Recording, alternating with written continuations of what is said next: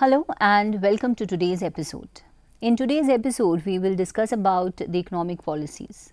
The monetary and fiscal policy are the two widely and most popular economic policies used to stabilize and regulate the economic conditions in the economy. I am Dr. Arshia Hussain, teaching in the Department of Commerce and Business Studies, Jamia Millia Islamia, New Delhi. So, let us start this episode with monetary policy.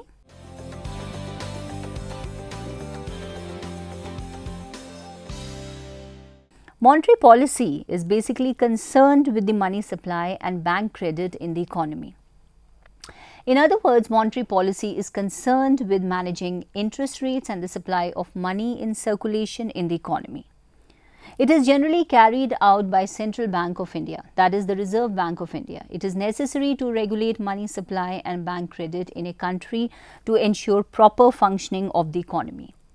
To regulate money supply and the cost of credit, Central Bank makes use of instruments to influence the level of aggregate demand for goods and services. Monetary policy, therefore, is very important instrument of economic policy as it affects the demand for and supply of credit in the economy.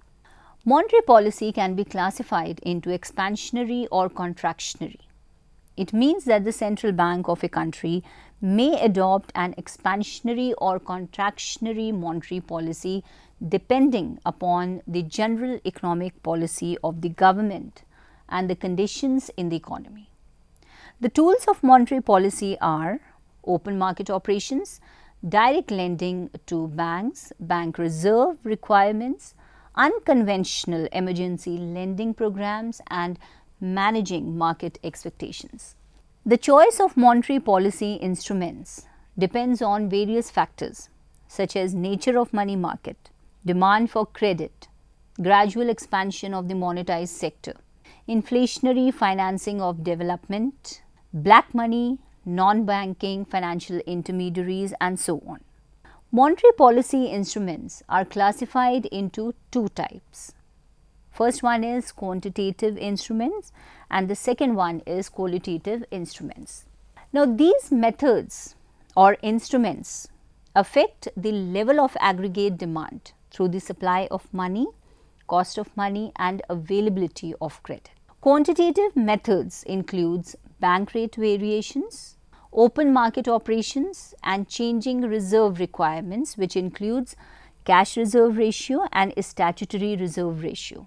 Policy instruments are meant to regulate the overall level of credit in the economy through commercial banks. The selective credit controls aims at controlling specific types of credit. They include changing margin requirements and regulation of consumer credit. Now, we will discuss quantitative methods.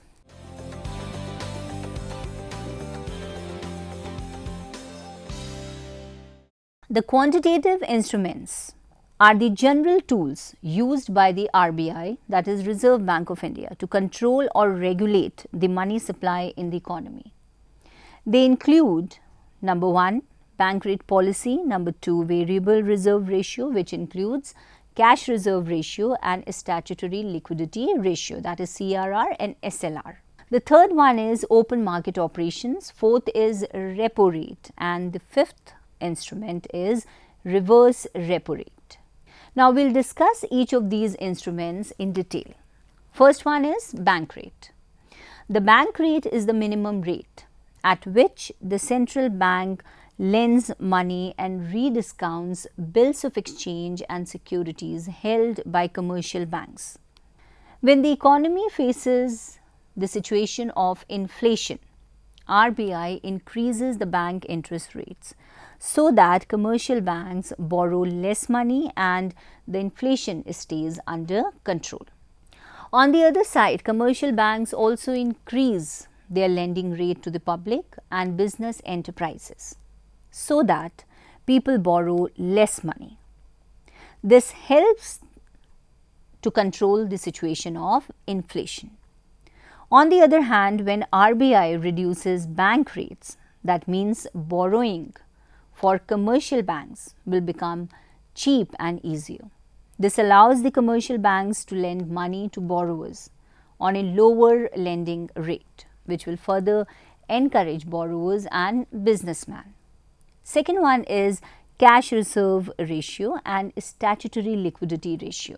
The commercial banks are required to keep a certain amount of reserve assets in the form of reserve cash. Some portion of these cash reserves is their total assets in the form of cash. Now, to maintain liquidity and to control credit in the economy, the RBI also keeps a certain amount of cash reserves. These reserve ratios are known as statutory liquidity ratio and cash reserve ratio. Now, what is a cash reserve ratio? Cash reserve ratio refers to a certain percentage of commercial banks' net demand and time liability that commercial banks have to maintain with the RBI at all times. The CRR in India remains between 3 to 15% by the law. Now, what is a statutory liquidity ratio?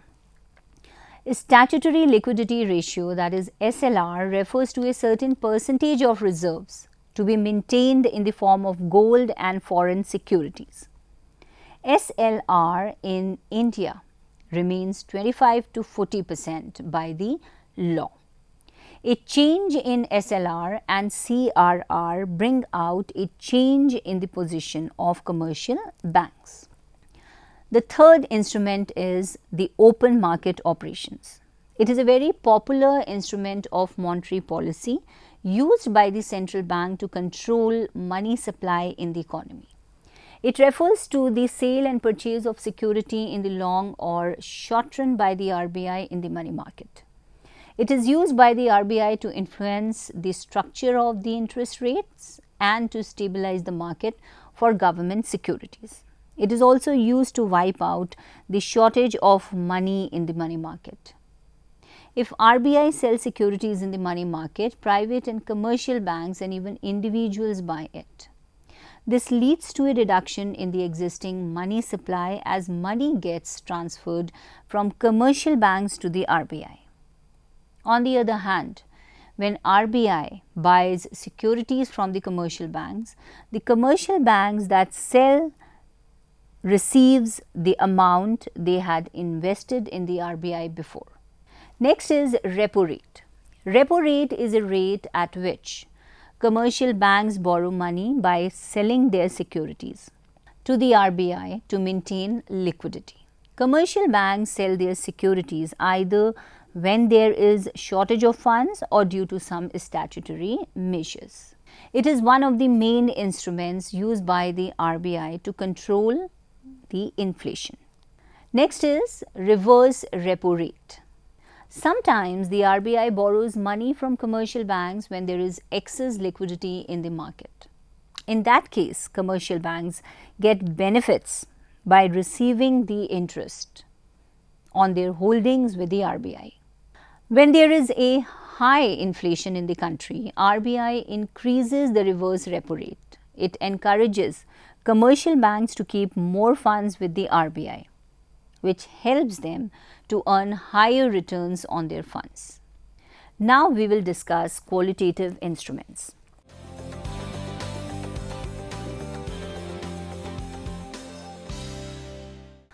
Qualitative instruments are also known as selective instruments. It includes the following. First one, rationing of credit.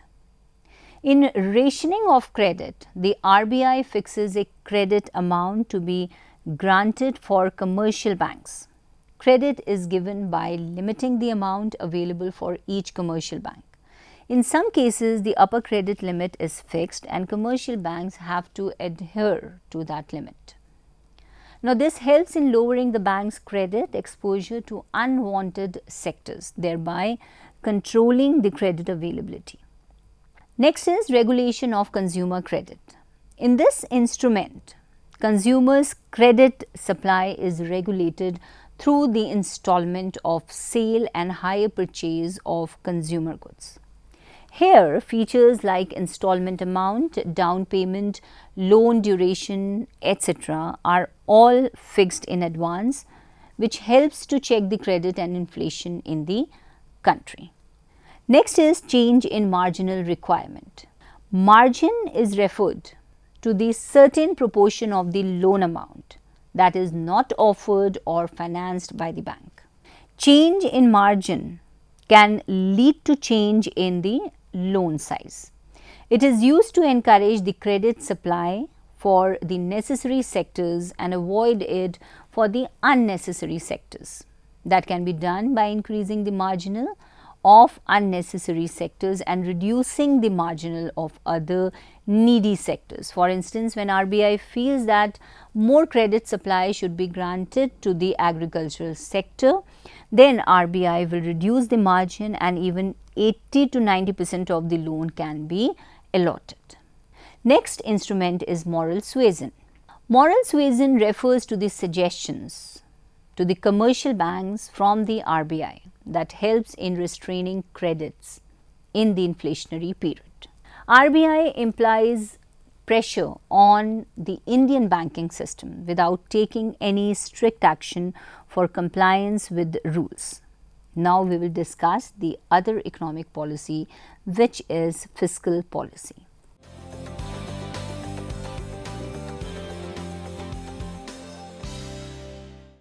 The fiscal policy is concerned with the raising of government revenue and incurring of government expenditure. Fiscal policy is framed by the government to generate revenue and to incur expenditure. It is also known as budgetary policy. In other words, the fiscal policy is concerned with the government expenditure and government revenue. It refers to that segment of national economic policy which is primarily concerned with the receipts and expenditure of central government. In other words, fiscal policy refers to the policy of the government with regard to taxation, public expenditure and public borrowings. Fiscal policy refers to the use of government spending and tax policies to influence economic conditions such as aggregate demand for goods and services, employment, inflation and economic growth. During a recession, the government may employ expansionary fiscal policy by lowering tax rates to increase aggregate demand and to encourage economic growth. During inflation and other expansionary symptoms, government may pursue contractionary fiscal policy. Now we will discuss objectives of fiscal policy in India. The objectives of fiscal policy are as follows. First one, to ensure development of effective mobilization of resources. The first important objective of fiscal policy is to ensure fast economic growth and development. This objective of economic growth and development can be achieved by mobilization of financial resources. The central and the state governments in India have used fiscal policy to mobilize resources. The financial resources can be mobilized by, the first one is taxation. The government aims to mobilize resources through direct and indirect taxes. This is done through effective fiscal policies. Second one is public savings. The resources can be mobilized through public savings by reducing government expenditure and increasing surpluses of public sector enterprises. The third one is private savings. Through effective fiscal measures such as tax benefits, the government can raise resources from private sector and households. Resources can be mobilized through government borrowing by ways of treasury bills, issue of government bonds, etc., loans from domestic and foreign parties, and by deficit financing. Second one is to ensure efficient allocation of limited financial resources. The central and the state governments have made lot of efforts in making efficient allocation of the available financial resources. These resources are allocated for both development activities and non-development activities. Development activities include expenditure on railways, infrastructure, and so on, while non-development activities includes expenditure on defense, interest payments, subsidies, and so on. India's fiscal policy is designed in such a manner so as to encourage production of desirable goods and discourage those goods which are socially undesirable. Next is reduction in inequalities of income and wealth.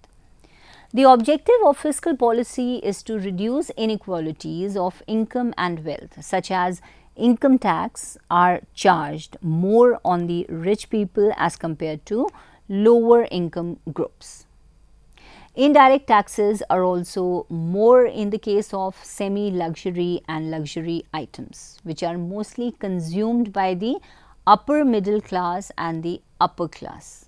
The government invests a substantial proportion of its tax revenue in the implementation of poverty alleviation programs to improve the conditions of poor people in the society.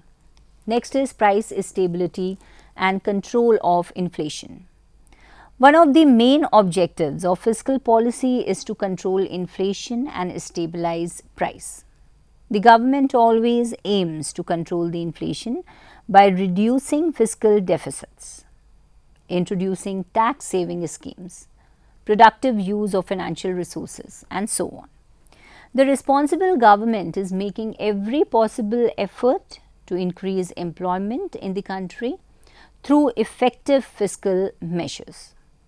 Next is balanced regional development. Another objective of fiscal policy is to bring about a balanced regional development. There are various incentives from the government for setting up projects in backward areas, such as cash subsidy, concessions in taxes and duties in the form of tax holidays, finance at concessional interest rates, and so on. Next is reducing the deficit in the balance of payment. Fiscal policy tries to encourage exports by way of fiscal measures like exemption of income tax on export earnings, exemption of central excise duties and customs, exemption of sales tax and octroi. The foreign exchange is also protected by providing fiscal benefits to import substitute industries, imposing customs duties on imports, and so on. The foreign exchange earned by way of exports and saved by way of import substitutes helps to solve balance of payments problem. In this way, adverse balance of payment can be corrected either by imposing duties on imports or by giving subsidies to exports.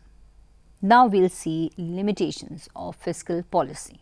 See, there are some limitations of fiscal policy. They are as follows.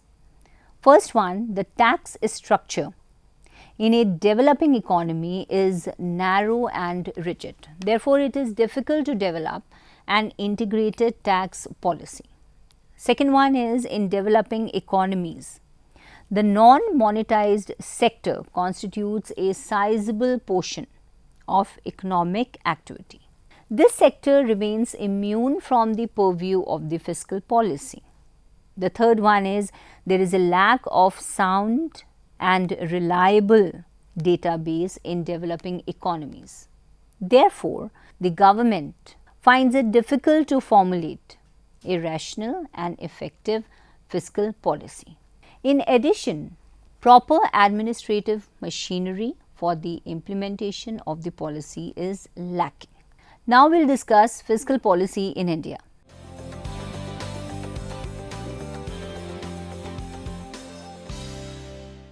The fiscal policy is implemented through the union budget, which is an estimate of the central government expenditure and revenue for the coming year.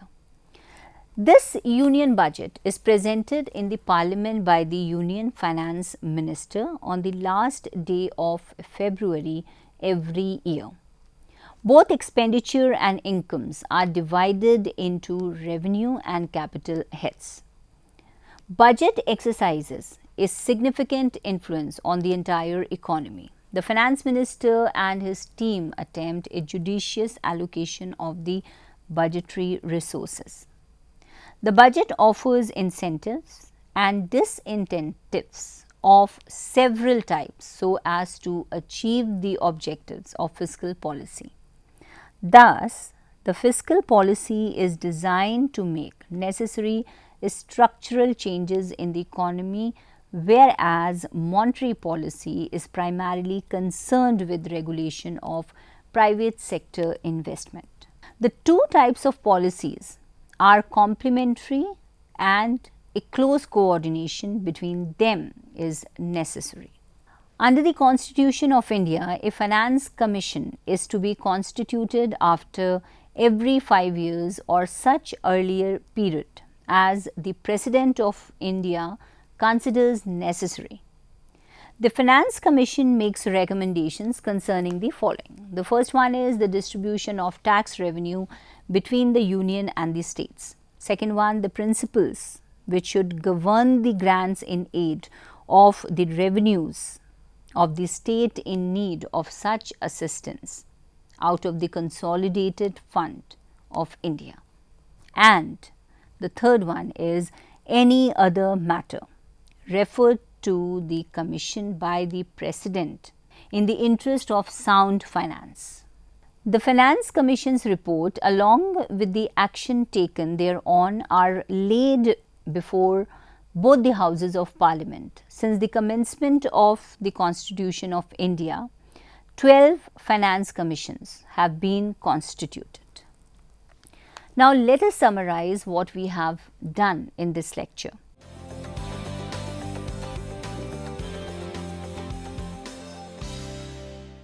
We have discussed the monetary and fiscal policy framed by the government to regulate money supply and cost of credit in the economy. Monetary policy is basically concerned with the money supply and the bank credit or the cost of credit in the economy. In other words, monetary policy is concerned with managing interest rates and the supply of money in circulation in the economy. Monetary policy can be classified into expansionary or contractionary. It means that the central bank of a country may adopt an expansionary or contractionary monetary policy depending upon the general economic policy of the government and the conditions in the economy. Monetary policy instruments are classified into two types: quantitative instruments and qualitative instruments. These methods affect the level of aggregate demand through the supply of money, cost of money and availability of credit. Quantitative methods includes bank rate policy, open market operations and changing reserve requirements, that is cash reserve ratio and statutory reserve ratio or statutory liquidity ratio. Now, policy instruments are meant to regulate the overall level of credit in the economy through commercial banks. The selective credit control aims at controlling specific types of credit. They include changing margin requirements and regulation of consumer credit. Fiscal policy refers to the use of government spending and tax policies to influence economic conditions such as aggregate demand for goods and services, employment, inflation and economic growth. In other words, it is concerned with the raising of government revenue and incurring of government expenditure. Fiscal policy is framed by the government to generate revenues and to incur expenditure. It is also known as budgetary policy. The objectives of fiscal policy are: first one, to mobilize resources for economic growth for the public sector. Second one, to restrain inflationary pressures in the economy in order to ensure economic stability. Then to ensure equitable distribution of income and wealth so that the fruits of economic development are fairly distributed in the public. And lastly, to promote exports and encourage import substitution. So that is all for today. Hope you have understood the economic policies, that is monetary policy and the fiscal policy. So we'll meet in the next episode with a new topic. Till then, take care. Goodbye.